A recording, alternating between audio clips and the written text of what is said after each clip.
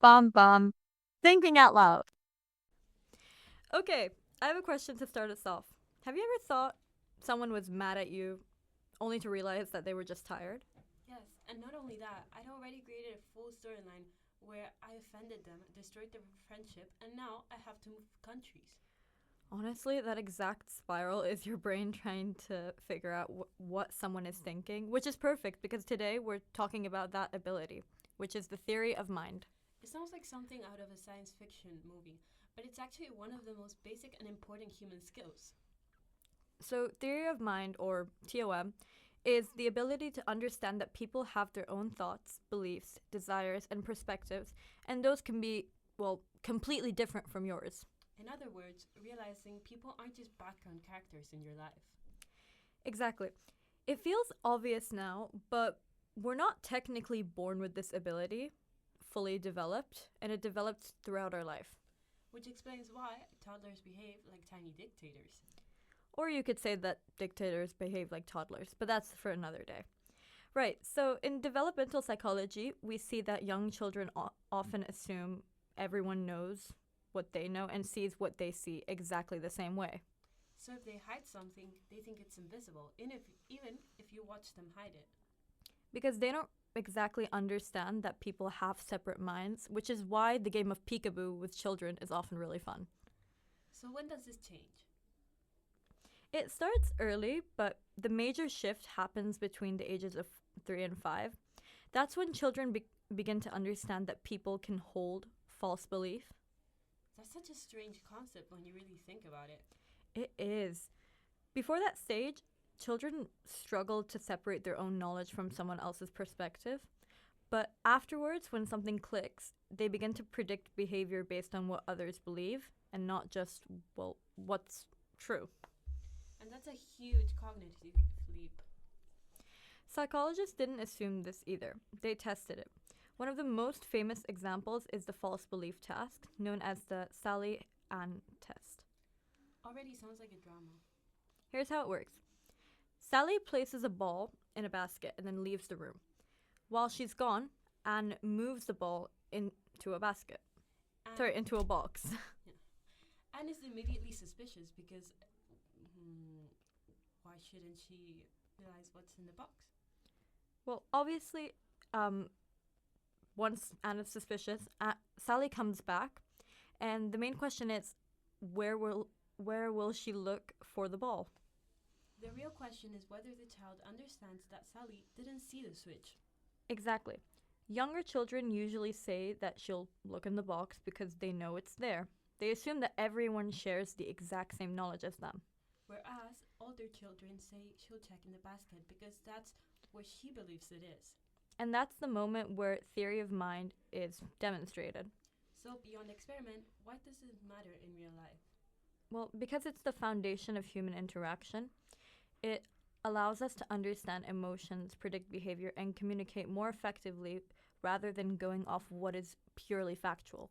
For example, if a friend is quiet, you might think they're upset or tired instead of immediately assuming it's about you. It's also essential for empathy.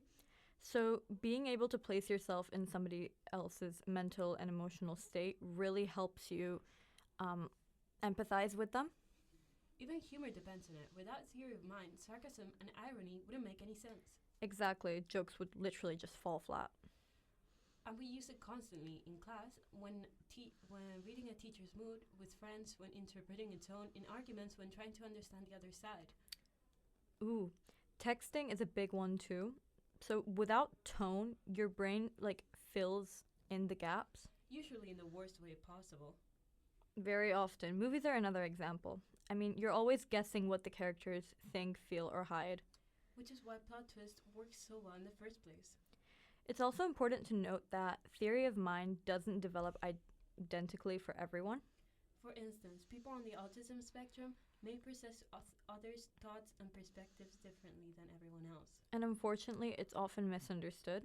It's not about lacking empathy, it's about difference in interpreting social cues. So it's not caring less, it's processing differently. Exactly. Even though theory of mind is useful, it can also go wrong.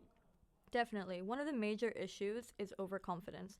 We tend to think that we're great at reading minds when And in reality, we're just not.